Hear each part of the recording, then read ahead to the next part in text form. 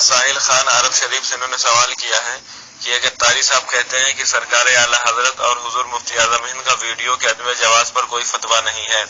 صرف تاج الشریعہ کا فتویٰ ہے، اور ان کے علاوہ دنیا بھر میں بے شمار علماء کرام ایسے ہیں جو اسلامی پروگرام کے لیے ویڈیو کے جواز کے قائل ہیں، اور فقہاء کرام کی قدیم روش یہ ہے کہ اختلافی مسائل پر جس طرف فقہاء زیادہ ہوتے ہیں اس پر عمل کیا جاتا ہے، ہم اسی قدیم روش پر ہیں، اور آپ یہ سمجھ لیں کہ صرف انبیاء کے اقوال کے ساتھ خاص ہے کہ ان کے مقابلے میں کسی کا قول قابل قبول نہیں ہے، غیر انبیاء کے ساتھ ایسا نہیں ہے۔ اس کی وضاحت فرما دیجیے۔ اس کے کئی جز ہو گئے اور جتنے دعوے کیے گئے ہیں سب بے دلیل ہیں، اور دعویٰ بے دلیل معتبر نہیں ہوتا۔ اور دوسری بات، پہلی بات تو یہ ہے کہ جو یہ کہا گیا کہ تاج الشریعہ نے صرف اس کے ناجائز ہونے پر فتویٰ دیا اور کسی نے نہیں دیا، یہ دعوت اسلامی والوں کا اعلیٰ درجے کا جھوٹ ہے، کیونکہ مولانا فیض احمد اویسی صاحب رحمۃ اللہ علیہ جو پاکستان کی اتنی زبردست شخصیت ہے کہ بہت سارے اکابر مل کر بھی اگر ان کا مقابلہ کریں تو نہیں کر سکتے ہیں۔ ان سے پوچھا جائے کہ مولانا فیض احمد اویسی صاحب کے اس بارے میں کیا فتویٰ تھا۔ پاکستان کی عظیم الشان شخصیت مولانا تراب الحق صاحب کا اس کے بارے میں کیا فتویٰ تھا، ان سے پوچھا جائے کہ وہ عظیم الشان شخصیت تھی یا نہیں تھی، اور تم لوگ اسی لیے ان سے ناراض ہو یا نہیں کہ وہ جائز نہیں کہتے تھے۔ اور ہندوستان کی عظیم الشان شخصیت محدث کبیر کا اس بارے میں کیا فتویٰ ہے، تم لوگ جو ہے ان کو عظیم الشان مانتے ہو یا نہیں مانتے ہو، تم اپنی کتاب میں ان کو جو ہے عظیم الشان لکھ چکے ہو۔ اور حضرت علامہ عاشق الرحمان صاحب جو میرے استاد محترم بھی ہیں، مجھے ان کی نسبت پہ فخر ہے، اور میں تو کہتا ہوں کہ اس دور میں بہت سارے علماء مل جائیں گے، مگر جس انداز کے عالم علامہ عاشق الرحمان صاحب ہیں، لوگ کہا کرتے ہیں عام طور سے ہمارے الہ آباد میں کہ علامہ عاشق الرحمان صاحب کے جیسا دو چار شہر میں عالم نہیں ہے، کیونکہ اس انداز اس ٹائپ کا عالم کی سات زبان کا ماہر ہو کہ سات زبان میں فتویٰ دے، سات زبان میں تقریریں کرے، سات زبان میں بات کرنے کی صلاحیت رکھے، ساتوں زبان کو محفوظ بھی رکھے، تو اس ٹائپ کا عالم دو چار شہر میں نہیں ہے۔ میرے سامنے ایک صاحب یہ بات کہہ رہے تھے تو میں نے ان سے کہا کہ یہ مت کہو کہ اس انداز کا عالم دو چار شہر میں نہیں ہے، بلکہ میری معلومات کے مطابق اس انداز کا عالم 2-4-10 ملکوں میں نہیں ہے۔ حضرت علامہ عاشق الرحمان صاحب کے سامنے جتنے چوہے اور چیلوں کی جو تصدیقیں لیے پھر رہے ہو دعوت اسلامی والوں، تم حد سے گزر چکے ہو، اس لیے تمہاری اکابر مخالفت کر رہے ہیں۔ تم ہاشمی میاں اور جو ہے عبید اللہ اور بدر عالم جیسے جاہل اور اجہل کی تصدیق اور تائید لیے پھرتے ہو اور ان کو فقہا کہتے ہو۔ تمہیں شرم نہیں آتی کہ جن کا کوئی معیار نہیں ہے، جو ہندوؤں اور غیر مسلموں تک کی محفل میں جا کے تقریریں کرتے ہیں اور ان سے نذرانہ لیتے ہیں، ان کی تائید اور تصدیق کو تم سمجھ رہے ہو کہ فقہا محققین کی تصدیق ہم کو مل گئی ہے؟ کیا حضرت علامہ عاشق الرحمان صاحب کو تم اکابر سے نہیں مانتے ہو اور ان کے فتویٰ کو نہیں مانتے ہو؟ فقیہ ملت حضرت علامہ مفتی جلال الدین صاحب رحمۃ اللہ علیہ کا فتویٰ کیا تم نہیں مانتے ہو، جو فتاوی فقیہ ملت میں اس کو ناجائز انہوں نے کہا، اور ٹیلی ویژن میں جو تصویر آتی ہے آپ سے اس کو صاف صاف انہوں نے حرام کہا؟ فتاوی فقیہ ملت دیکھ لو اگر آنکھ ہو تو۔ کیا تم ہماری جماعت کے عظیم الشان شخصیت شارح بخاری سابق صدر مفتی حضرت علامہ مفتی شریف الحق صاحب جنہوں نے پیدا کیا تھا کچھ شاگردوں کو کہ یہ دین کا کام کریں گے، مگر ان کے بعد ایسا نکلے بل سے کہ دین کو مٹانا ہی شروع کر دیے، اور ہیں محقق مسائل خبیثہ لکھتے ہیں محقق مسائل جدیدہ، تو ان محقق مسائل خبیثہ کو تم زیادہ اہمیت دیتے ہو یا مفتی شریف الحق صاحب جو شارح بخاری اور جو ہے تو بڑے بڑے علماء فقہاء کے استاد ہیں، انہوں نے نزہۃ القاری میں تصویر کے بیان میں کیا لکھا ذرا اس کو بھی پڑھ لینا۔ وہ فرماتے ہیں کہ تصویر کے بارے میں حدیث شریف میں ہے کہ تم میرے بنانے کی طرح بنانے چلے ہو۔ اس حدیث شریف سے معلوم ہوا کہ جو بے حرکت تصویر ہوتی ہے جب وہ حرام ہے، کہ اس میں اللہ تعالیٰ کی تخلیق سے مشابہت ہے. تو جو باحرکت تصویر ہو اس میں بدرج اولا اللہ کی تخلیق سے مشابہت ہے، لہذا جو باحرکت تصویر ہوگی وہ اس حدیث شریف کی روشنی میں بدرج اولا حرام ہوگی. اگر تم کو اللہ تعالیٰ نے آنکھ دیا ہے، تمہارا دعوت اسلامی والوں نفس موٹا نہیں ہو گیا ہے، اور تمہارے اندر اگر گھمنڈ اور تکبر نہیں آ گیا ہے، تو تم نصرت القاری کو اٹھا لو اور تصویر کے بیان میں مفتی شریف الحق صاحب کا فتویٰ دیکھ لو. مفتی شریف الحق صاحب جب تمہاری تائید میں فتویٰ دیں تب تو تم ان کو مان لو، اور جب تمہارے خلاف فتویٰ ان کا جو ہے اس کو تم نہیں مانتے ہو. یہ جن اکابر کا میں نے تذکرہ کیا ہے، اگر تمہارے اندر ذرہ برابر سچائی کی مہک اور ایک قطرہ بھی باقی ہے تو تم صحیح بتانا کہ جن اکابر کا میں نے نام لیا ہے ان کے مقابلے میں عبید اللہ جیسے خبیث اور ہاشمی میاں جیسے آزاد خیال اور بدر عالم جیسے آزاد خیال اور دنیا دار حرام خوروں کی تائید کا کوئی اعتبار اور کوئی وزن رہ جاتا ہے؟ ایک طرف شیر ہو اور ایک طرف 1000 بکریاں ہوں، تو ایک شیر کے مقابلے میں جب 1000 بکری کا کوئی اعتبار نہیں ہوتا تو جدھر ہزاروں شیر ہوں اس کے مقابلے میں ان بکریوں جو ہے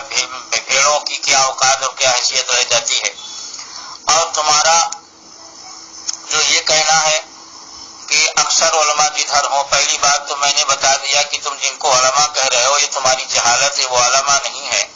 وہ علماء دین نہیں ہے، وہ علماء دنیا ہیں جن پر خود 50 فتوے لگے ہوئے ہیں. وہ دوسروں کی اصلاح کیا کریں گے؟ وہ علماء دنیا ہیں، اور علماء دنیا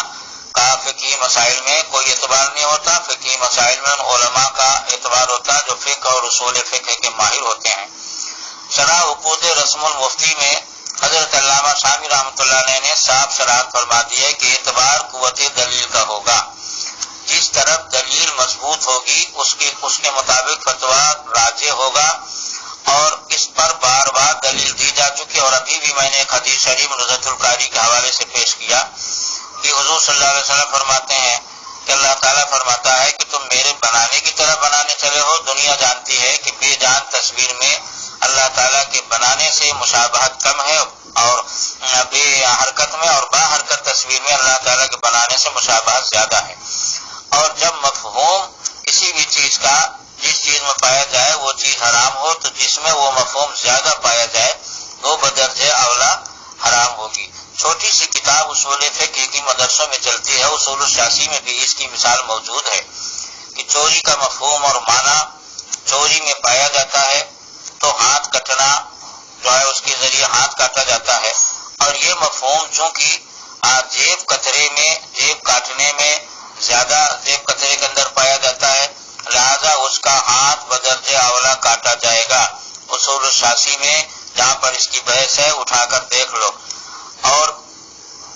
کفن چور کے ہاتھ کاٹنے کو اسی لیے منع کیا گیا ہے کہ کفن چورانے میں چوری کا مفہوم ادنا درجے کا پایا جاتا ہے، پورے طور پر نہیں پایا جاتا.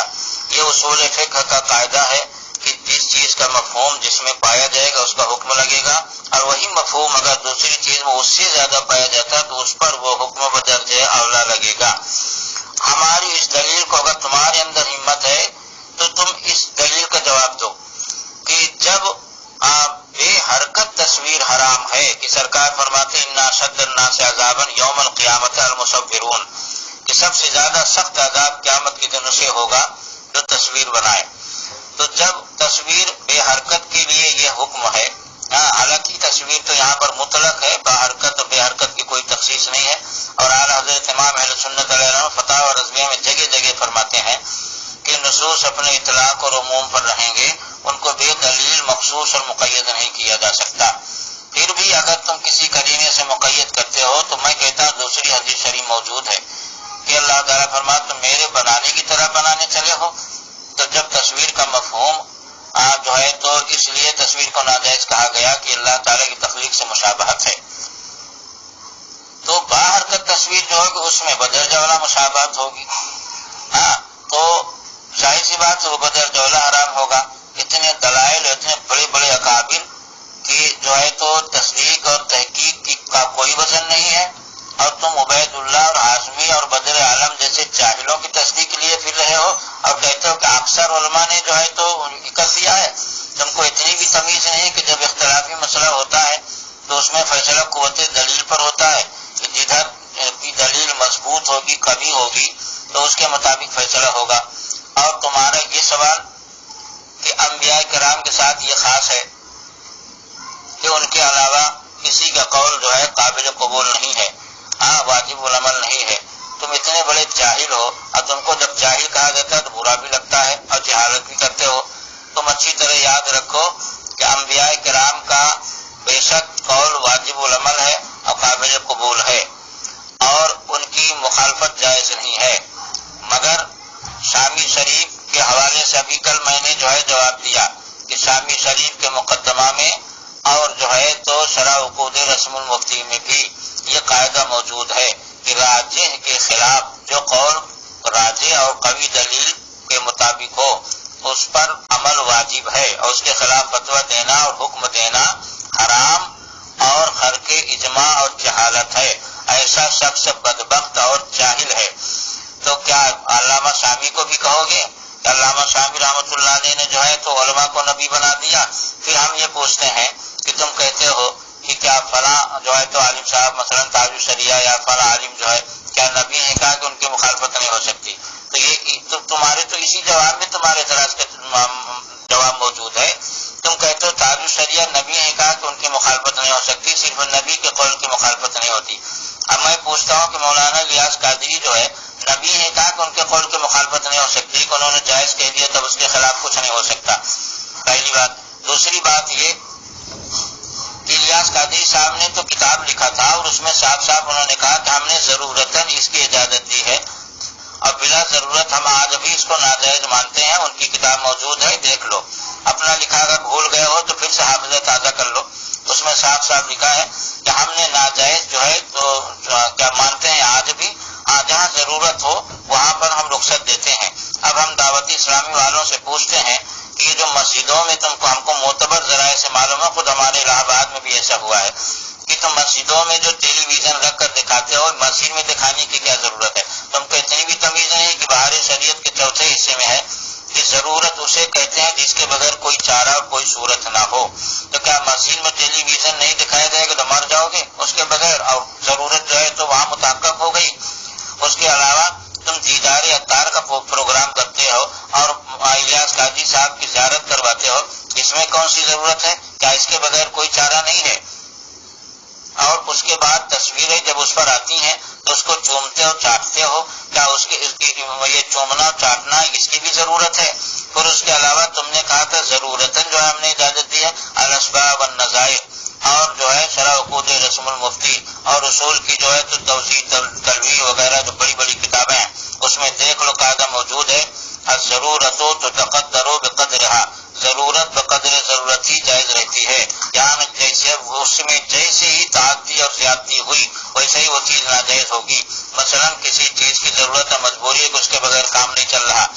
اور جو ہے تو آدمی بالکل مضطر ہو گیا تو اس کی رخصت ہوتی ہے شریعت میں مگر بقدر ضرورت ہی. اب ضرورت سے زیادہ اس کا استعمال ہوگا تو پھر وہ ناجائز عود کرے گا. الحکم یدور مع علتہ، فتاوی رضویہ کا قاعدہ ہے کہ حکم اپنی علت کے ساتھ دائر رہتا ہے. تو جب رخصت کی علت پائی جائے گی رخصت رہے گی، اور جب حرمت کی علت پائی جائے گی تو پھر حرام ہو جائے گا. تو اب سوال یہاں پر یہ ہے کہ تم نے جو لکھا ہے کیا اسی پہ قائل ہو کہ اسی پہ قائم ہو؟ تم نے ضرورتاً جو اس کی اجازت دی تھی. ہم پوچھتے ہیں کہ ناز شریف کے تم ویڈیو بناتے ہو، ناز شریف کی تصویر بناتے ہو، کیا اس میں کیا ضرورت ہے؟ تم جو ہے تو جب تمہارا ایکسیڈنٹ ہو جاتا ہے تو اس کی بھی تصویر بنا رہے ہو، اس میں کیا ضرورت ہے؟ تمہارے جو ہے تو کیا کہتے ہیں پیر صاحب کے آپریشن ہو رہا ہے تم اس کی بھی تصویر بنا رہے ہو، اس میں کیا ضرورت ہے؟ سچ سچ بتانا دعوت اسلامی والوں. اگر تمہارے اندر سچائی کا ایک ذرہ بھی باقی ہے تو تم صحیح بتانا کہ جو تم نے لکھا ہے یا جو تمہاری کتاب موجود ہے جو اعلان کرتے ہو کیا تم جو ہے اس پر قائم ہو؟ اگر قائم ہو تو ثابت کرو، اور قائم نہیں ہو تو قرآن پاک میں ہے لعنت اللہ علی الکاذبین، جھوٹوں پر اللہ کی لعنت ہے، خدا سے ڈرو. اور ہمارے بہت بڑے بڑے اکابر نے تمہاری تائید کیا تھا اس لیے کہ تم کام بہت اچھا کرتے تھے. مگر جو ہے تو تم دھیرے دھیرے جب اپنی لائن سے اتر گئے اور حدود شرع سے جو ہے تو ہٹ کر اور جو ہے تو حرام کو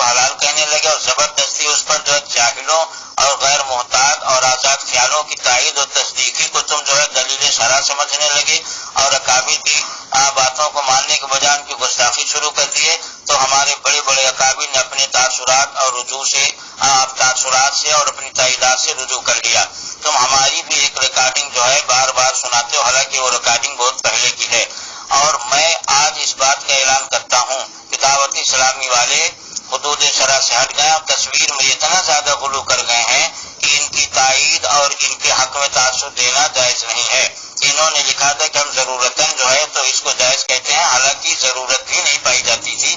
کیونکہ ضرورت آواز کی ہے کہ آواز کا رد اور بدعقیدوں کی تقریروں کا رد آواز سے ہوگا، تصویر سے نہیں، تو ضرورت تو پائی نہیں جا رہی تھی۔ بفرض غلط اگر مان بھی لیا جائے تو ضرورت جہاں پائی جاتی ہے وہاں بقدر ضرورت ہی وہ چیز جائز ہوتی ہے، اس سے زیادہ نہیں۔ مگر یہ لوگ اس سے زیادہ بھی، ہم کو تو یہ بھی معلوم ہوا معتبر ذرائع سے کہ یہ لوگ اپنی شادیوں کی جو ہے تو مووی بناتے ہیں،